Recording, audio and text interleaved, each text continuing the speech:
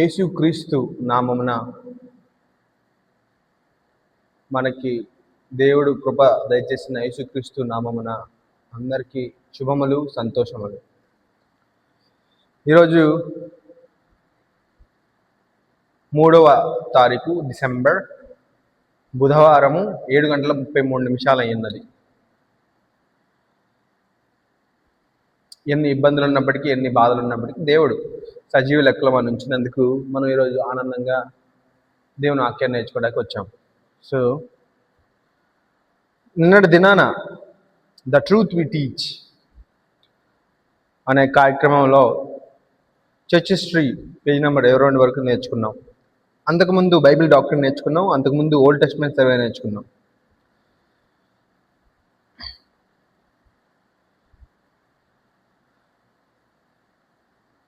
ఇప్పుడు తిరిగి మనం న్యూ టెస్ట్మెంట్ సర్వేకి వెళ్ళిపోతున్నాం. ఆఖరిసారి న్యూ టెస్ట్మెంట్ సర్వే మనం చదివినప్పుడు మనం ఏం నేర్చుకున్నామంటే,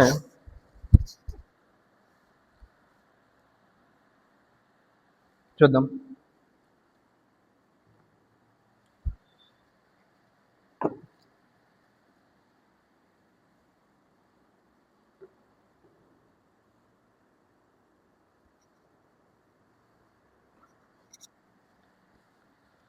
new testament survey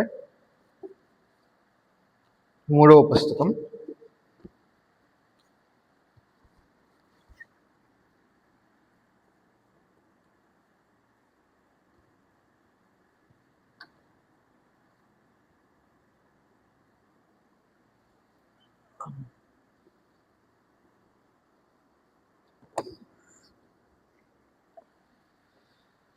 I think Telugu church history, Bible సిద్ధాంతములు. సో న్యూ టెస్ట్మెంట్ ఓన్లీ మనకి ఇంగ్లీష్ బుక్కే ఉంది, తెలుగు బుక్ లేదు. సో కాబట్టి మనం జాగ్రత్తగా ఈ పుస్తకాన్ని ధ్యానిద్దాం. సో ఆఖరిసారి మనం చూసుకున్నప్పుడు రోమా, మనం పేజ్ నెంబర్ 15లో పేజ్ నెంబర్ 12 నుంచి మనం ఆఖరిసారిగా ధ్యానిస్తున్నాం. 12లో కోర్స్ యొక్క అవుట్లైన్స్ ఉన్నాయి. ఇంట్రడక్షన్ అంటే పరిచయం, 27 books of the new testament, 27 పుస్తకాల గురించి ఉంది. అండ్ ఆ పేజ్ నెంబర్ 23 నుంచి 27 వరకు ఉందని తెలుసుకున్నాం. తర్వాత చర్చ్ హిస్టరీ బుక్, తర్వాత లెటర్స్, తర్వాత జనరల్ లెటర్స్, పౌల్ లెటర్స్, తర్వాత ప్రాఫెసీ.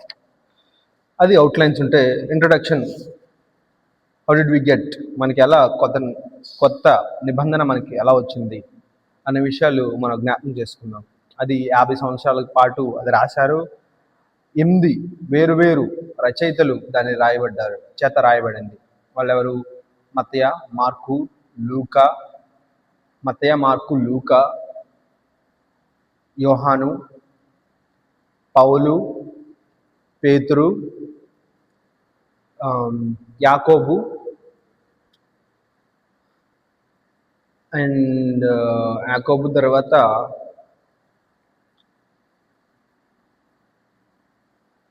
ఇంకిద్దరు ఉన్నారు.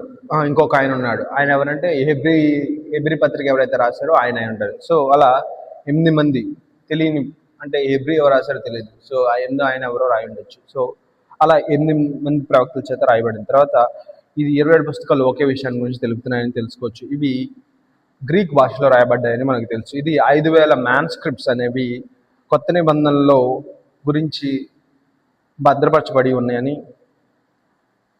అంటే అంటే ఈ కాపీస్ ఆఫ్ కాపీస్, అంటే ఒక వ్యక్తికి నచ్చినట్టు ఇంకో వ్యక్తి కాపీ చేసుకున్నాడు అనుకోండి. కాపీ చేసుకునేటప్పుడు ఆల్రెడీ 4-5 రకాల కాపీస్ చూసినప్పుడు ఎక్కడ అవి తప్పుదారి పట్టాయో మనం కనిపెట్టచ్చు. అలా 5000 కాపీస్ ఉన్నాయంటే అది చాలా అథెంటిసిటీకి, అంటే నిర్ధారణకు మనకు బాగా ఉపయోగపడుతుంది. సో అప్పట్లో అంత విరివిగా 5000 కాపీలను, అంటే 5000 కాపీలు ఉండేటట్టుగా చేసుకున్నారంటే ఆల్రెడీ మనకు తెలిసినవి 5000, కానీ ఇంకా తెలియనివి ఎన్ని ఉండొచ్చు. ఎలా అయితే పాత నిబంధన యెషయా గ్రంథం డెడ్ సీ, అంటే మృత సముద్రపు, అంటే కుమ్రాన్ గుహల్లో దొరికిన ప్రతులు ఎలా అయితే దాచిపెట్టారో అలా కూడా కొత్త నిబంధన దాచిపెట్టి ఉండొచ్చు. అవి కనిపెడితే అది వాటి చరిత్ర హెర్మనెటిక్స్, ఐ మీన్ ఆ చరిత్ర టెక్స్చువల్ హిస్టరీ మనం ట్రేస్ చేస్తే మనకు అర్థమవుతుంది.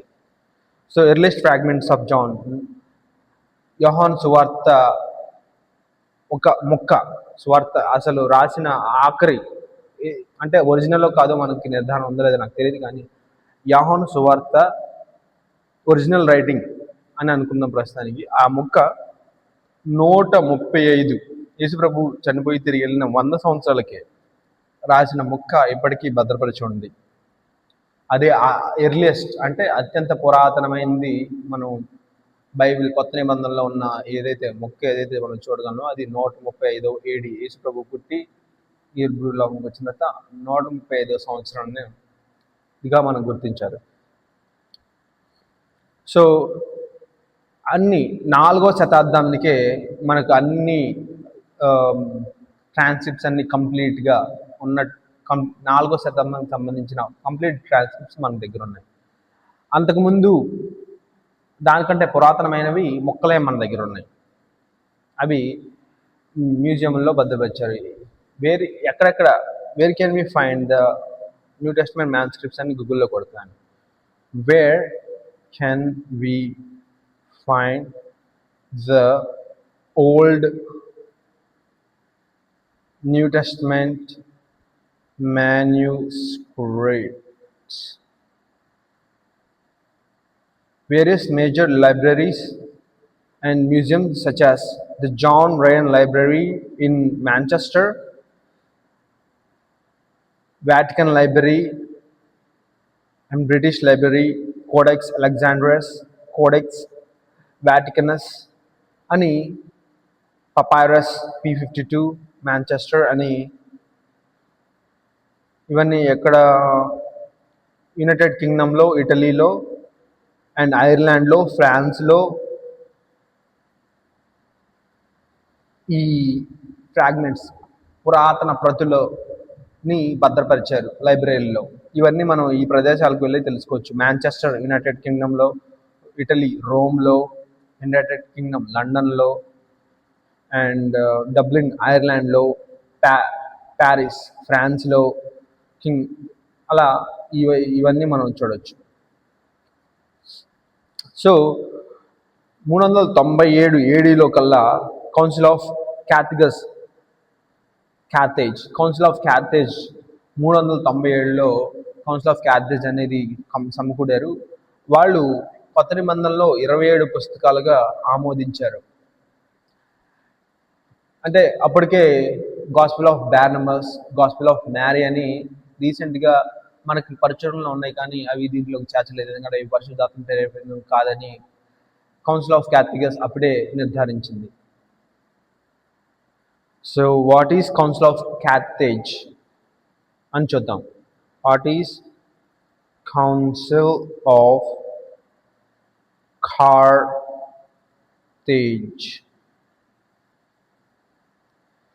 కౌన్సిల్ ఆఫ్ క్యాథేజ్ అనేది ఒకరోజు జరిగింది కాదు, ఒక సంఘటన కాదు. A series of church councils held in North Africa city of Carthage between 3rd and 5th century. Church governance అంటే North Africa.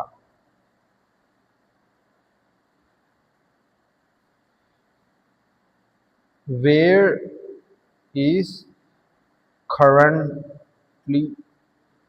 current time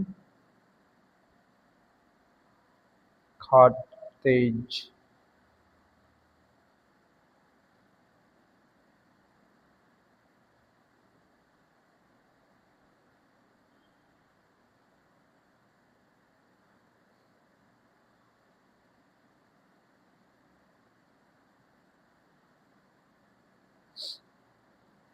Okay, Tunisia.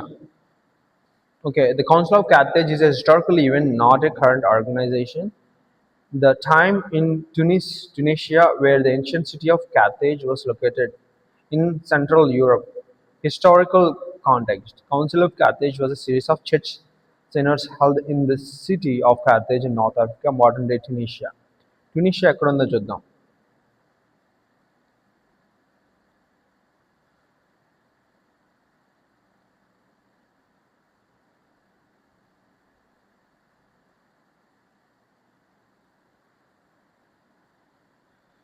Tunisia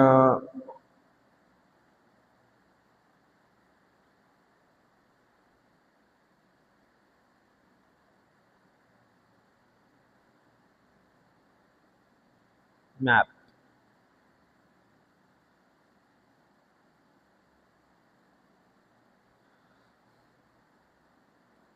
Tunisia ఎక్కడుందంటే ఆఫ్రికా చివర, ఇటలీ, ఇప్పుడు లిబియా, ఈజిప్ట్, ఇక్కడ Israel ఉంటే ఇక్కడ Egypt ఉంటుంది, ఇక్కడ Libya ఉంటుంది, ఇక్కడ ట్యునీషియా ఉంటుంది. ఈ మధ్యలో మెడిటేరియన్ సీ ఉంటుంది. మెడిటరేషన్ సీ కానుకునే ఇటలీ ఉంటుంది, ఇటలీలో రోమ్ ఉంటుంది, రోమ్ దాటుకుని అయితే ఫ్రాన్స్ ఉంటుంది, ఫ్రాన్స్ దాటుకుని జర్మనీ, జర్మనీ తర్వాత యునైటెడ్ కింగ్డమ్, ఐర్లాండ్ ఉంటాయి. సో ఈ ప్రదేశాల్లో సంఘం కూడుకుంది. సో ట్యునీషియా గురించి మనం ఇంకా తెలుసుకుందాం.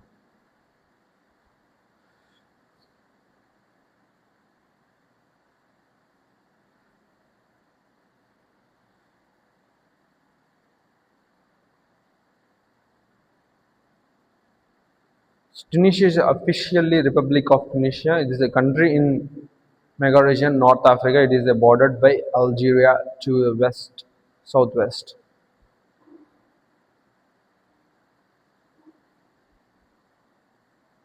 ట్యునీషియా రిలీజన్ ఏంటంటే ముస్లిమ్స్, సున్నీ ముస్లిమ్స్. 99% మంది ట్యునీషియాలో సున్నీ ముస్లిమ్స్ ఉంటారు.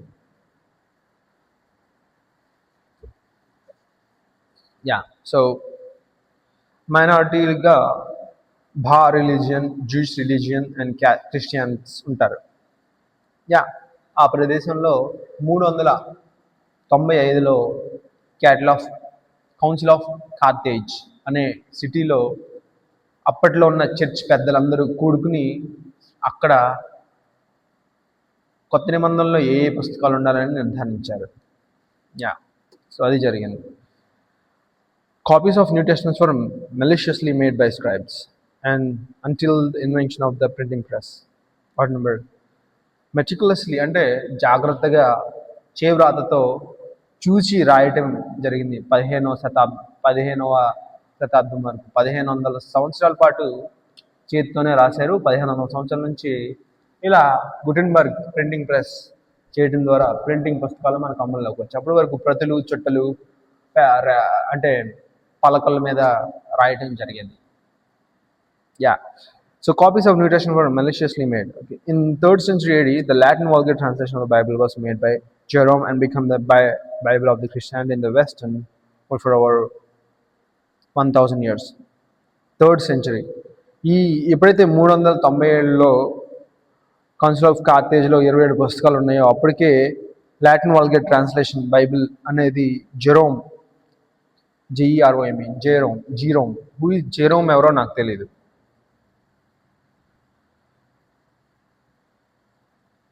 JEROME.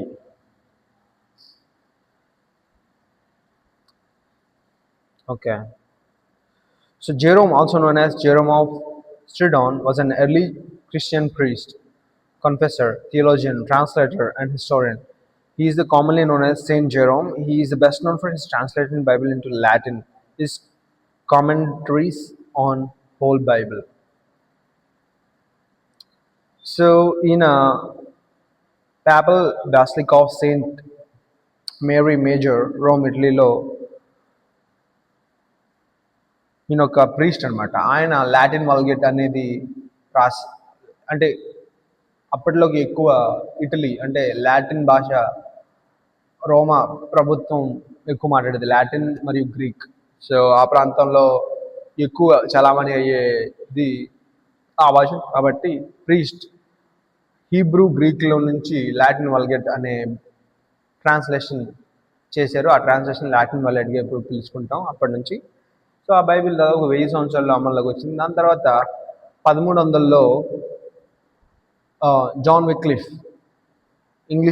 ఫస్ట్ టైం ఇంగ్లీష్లోకి ట్రాన్స్లేషన్ చేస్తారు 1000 సంవత్సరాల తర్వాత. 1000 సంవత్సరాల తర్వాత 1600లోకి వచ్చి న్యూ కింగ్ జేమ్స్ వర్షన్, ప్రస్తుతం ప్రామాణికంగా తీసుకునే న్యూ కింగ్ జేమ్స్ వర్షన్ ఒక రాజు ఆదేశం మేరకి ట్రాన్స్లేషన్ జరుగుతుంది. దానికి న్యూ కింగ్ జేమ్స్ వర్షన్ అని పేరు పెట్టారు. ఈ జాన్ విక్లిఫ్ అండ్ ఎన్కేజీ అనే రెండు ఇంగ్లీష్లో ట్రాన్స్లేషన్స్. గ్రీక్ పూర్తి బైబిల్. యా, సో ఇవి మనకి కొత్త నిబంధన ఎలా వచ్చిందనడానికి కొన్ని సత్యాలు. దాని తర్వాత 27 పుస్తకాలు, ఇది మత్తయి, మార్కు, లూకా, జాన్ అండ్ అపోస్తల కార్యములు, రోమా, మొదటి కొరింథీ, 2 కొరింథీ, గలషియన్స్, ఎఫిషియన్స్, ఫిలిపియన్స్, కొలషియన్స్, మొదటి దశలోనికానికి, 2వ దశలోనికానికి, మొదటి Timothy, 2 Timothy, Titus, Philemon, Hebrews, James, first and second Peter, first and second, third John and Jude and revelations. ఇవన్నీ 27 పుస్తకాలు. గాస్పెల్స్ 4, చర్చ్ హిస్టరీ 1, లెటర్స్ మొత్తం 21 లేఖలు, అండ్ ప్రాఫెసీస్ ఒక పుస్తకం, క్షమించాలి. Yeah, so ovary of developments between old testament and new testaments. So పాత నిబంధనకి మరియు కొత్త నిబంధనకి మధ్య ఏ విధంగా సంబంధం ఎలా పెరిగింది, ఎలా పాత నిబంధనలో ఉన్న సంఘటనలు కొత్త నిబంధనకి ఎలా పరిణామం చెందుతూ వచ్చాయో ఆ సందర్భంలో ఏం జరిగింది మనం చూద్దాం. సో మొట్టమొదటి యూదా రాజ్యం, ఇశ్రాయేలు అంటే సౌలుతో ఆరంభమైన ఇశ్రాయేల్ రాజ్యం 40 సంవత్సరాల తర్వాత దావీదుకి చేత మరొక 40 సంవత్సరాలు రాజ్యమైన ఉమ్మడి ఇశ్రాయేల్ రాజ్యం. దాని తర్వాత దావీదు కుమారుడైన సొలొమోనుకి 40 సంవత్సరాలు పరిపాలించిన తర్వాత సొలొమోను కుమారులైన ఇద్దరుంటారు. వాళ్ళిద్దరి వలన ఈ ఉమ్మడి రాజ్యం 2 రాజ్యాలు విడిపోతాయి. అది ఇశ్రాయేల్ రాజ్యం మరియు యూదా రాజ్యం. ఇశ్రాయేల్ రాజ్యం అదొక 300 సంవత్సరాల పాటు 20 రాజులు ఇశ్రాయేల్ రాజ్యాన్ని ఏళ్తారు. 300 సంవత్సరాల పాటు యూదా రాజ్యాన్ని సుమారు 20 రాజులు ఏళ్తారు. ఇలా ఏలటం కొనసాగించుండగా యూదా రాజ్యంలో మాత్రం బెంజమిన్ మరియు యూదా మరి మిగతా 10 గోత్రాలు ఇజ్రాయేల్, ఇలా 2 రాజ్యాలుగా విడిపోయి పరిపాలించేవాళ్ళు. అది ఆఖరికి వాళ్ళు పాపం చేయడం ద్వారా దేవుడు వాళ్ళు ఆ పాపాన్ని సహించలేక వాళ్ళని అష్యూరీయుల చేత చెర పట్టబోయేటట్లు ఇశ్రాయేల్ రాజ్యాన్ని అప్పగిస్తాడు 1670లో. దాని తర్వాత యూదా రాజ్యాన్ని 580లో బబులోనికి చెరపట్టబడేటట్టు దేవుడు అనుమతిస్తాడు. అప్పుడు ఈ 2 రాజ్యాలు పతనం అప్పటి నుంచి ఆరంభమైంది. ఏదైతే సొలొమోను చేత కట్టబడిన దేవుని మందిరం ఏదైతే ఉందో అది ఈ 500లో బబులోను రాజ్యం చేత నాశనం అయిపోద్ది. నాశనం అయిన తర్వాత ఏం జరుగుతుందో చూద్దాం. అలాంటి పరిస్థితిలో ఉన్నప్పుడు కొత్త నిబంధన అప్పటికి 400 సంవత్సరాలు మాత్రమే ఉన్నది. కొత్త నిబంధన ఆరంభానికి, యేసు ప్రభు భూమి మీదకి రావడానికి, కన్యక మరి గర్భంలో యేసు ప్రభు జన్మించడానికి, ఆ 400 యేసు ప్రభు ఈ భూమి మీద పరిశుద్ధాత్మ చేత కన్యక గర్భాన గాబ్రియల్ దేవత దూత సమాచారం మేరకు ఆమె పరిశుద్ధాత్మ వల్ల గర్భవతి అవ్వడానికి 400 సంవత్సరాల ముందు ఏం జరుగుతుందంటే బబులోను 605లో బబులోను ఇశ్రాయేల్ని ఏళ్తుంది. సో యూదా రాజ్యాన్ని 3 captivities, deportations and preservation of Jews' identity. So బబులోను రాజ్యం 605 నుంచి 539 వరకు చూడొచ్చు యూదుల్ని వాళ్ళు వెళ్తున్నారు. దాని తర్వాత పర్షియన్ రూల్. పర్షియాని 539 నుంచి 337 బీసీ వరకు పర్షియన్లు వెళ్తారు. So Persian rule mentioned in Bible చూద్దాం. బబులోన్ రాజు ఎవరు? Persian rule.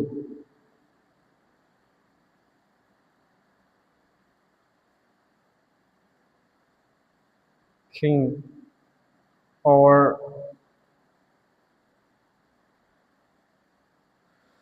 So Cyrus during the okay Cyrus, Alexander, Darius,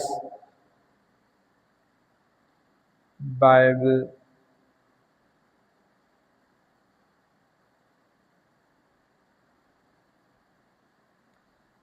Ezra okay.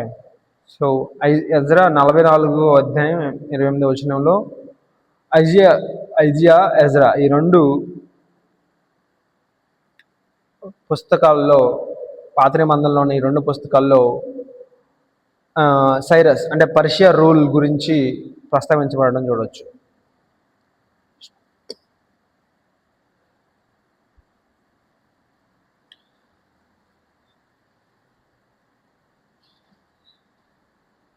Cyrus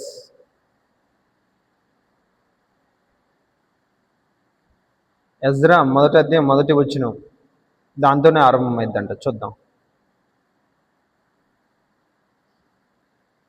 Telugu Bible open చేస్తున్నాను.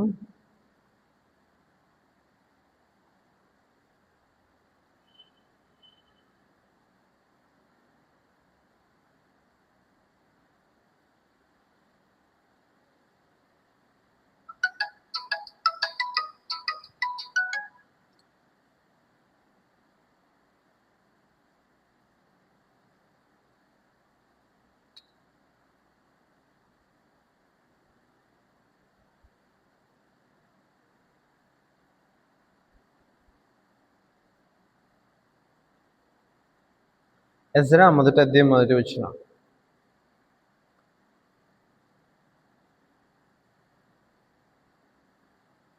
పారసిక దేశపు రాజైన కోరేషు ఏలుబడిలో మొదటి సంవత్సరమున ఇర్మియా ద్వారా పలకబడిన తన వాక్యమును నెరవేర్చుకున్నట్టుగా యెహోవా పారసిక దేశపు రాజైన కోరేషు మనసును ప్రేరేపింపగా.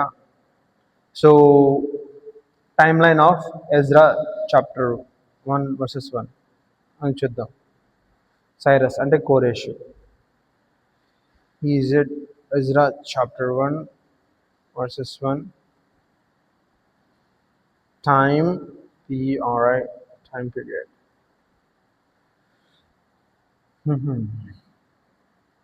Okay, refers to the time period 500 BC. Okay, 538 నుంచి 537 BC, 539. సో పర్షియన్ రూల్ అనేది కోరేష్.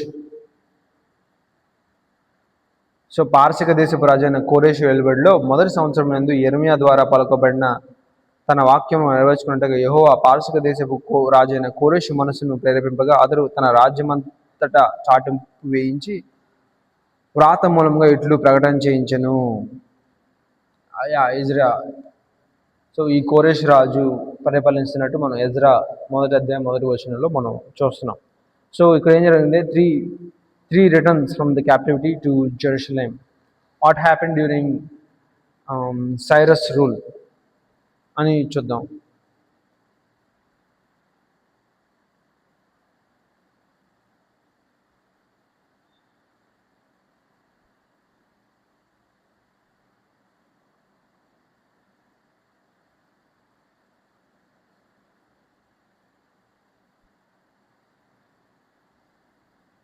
Persian rule, PURSIAN, PRSI, Persian rule. What happened during Cyrus Persian rule to Israel? During the rule of Cyrus the Great, the Persian Empire ended the Babylon captivity of Jews by allowing them to return to their homeland, and period known as the return to Zion. He issued a decree permitting them to rebuild the second temple in Jerusalem and provided financial support and materials for the construction. Cyrus, కోరేషు, ఈ కోరేషు బబులోను క్యాప్టివిటీని, అంటే అప్పుడు దాకా బబులోను ఎవరైతే పరిపాలించారో దాదాపుగా 80 సంవత్సరాలు పైగానే, ఒక 70 సంవత్సరాల వరకు బబులోను పాలన ఉంది. ఆ 70 సంవత్సరాల బబులోను పాలనలో నాశనమైన సొలొమోను కట్టించిన దేవాలయాన్ని ఈ పర్షియన్ రూల్లో కోరేషు ఆజ్ఞ మేరకు ఆయన వనరులను సహాయాన్ని అందించి తిరిగి రెండో దేవాలయాన్ని కట్టడానికి కోరేషు ఆజ్ఞిస్తాడు. సో 50,000 మంది ఆయన విడుదల చేస్తాడు. రెండోసారి ఆయన కట్టించడం జరుగుతుంది. అది 539 నుంచి 337 వరకు. Historical significance.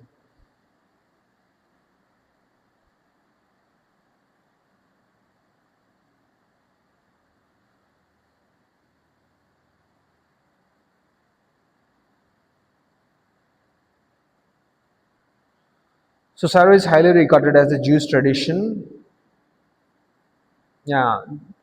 యూదుల ట్రెడిషన్లో ఆయన్ని గొప్పగా పరిగణలో తీసుకుంటారు. ఎందుకంటే ఆయన ఇతర పరమత సహనం కలిగిన వాడు. వేరే మతాలని సహించి వాళ్ళని అనుమతించే వ్యక్తి. సో అందుకని కోరేషు అంటే యూదుల్ని గౌరవిస్తారు, యూదులు ఆయన్ని గౌరవిస్తారు. అని బబులోను అప్పటిదాకా. దాని తర్వాత ఈ కోరేషు పాలన అయిన వెంటనే Greek rule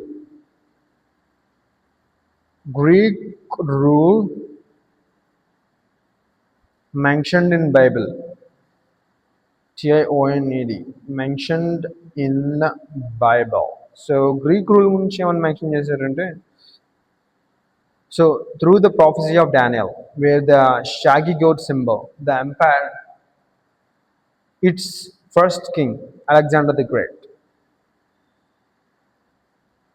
So Bible verse చూద్దాం. సో దానియేలు 8వ అధ్యాయం 21 నుండి 22 వరకు ఉంటుంది. Male goat, great horn. So it's like ఫిగరేటివ్గా ఆయన్ని మెన్షన్ చేశారు కానీ లిటరల్గా మెన్షన్ చేయాల. So Alexander the great conquest Daniel prophecy accurately foretold the division of Alexander empire into 4 kingdoms: Ptolemy Egypt, Seleucids Syria, Lysimachus and Cassandra, Macedonia and Greece. So ఈ conquest, Alexander conquest వరుసనే వీళ్ళ పాలన అంటే Greek పాలన ఈ నలుగురు ఎన్ని సంవత్సరాల వరకు ఉందండి? దాదాపుగా 250 సంవత్సరాలు. టెలోమీతో ఆరంభమై కెసాండర్స్ 5 రాజులు ఈ పాలనని, ఇది దానియేలు ప్రవచనం బబులోన్లో ఉన్నప్పుడు ప్రవచిస్తాడు. ఆ ప్రవచన నెరవేరటం మనం చూడవచ్చు గ్రీక్ రూల్తో. సో దాని తర్వాత హస్మోనియన్ అండ్ రోమన్ రూల్, దాని గురించి కొంచెం డీటెయిల్గా మనం వెళ్దాం. So let's end it here. Now the time is 8 o'clock. Today is Wednesday. So hence we need to close today.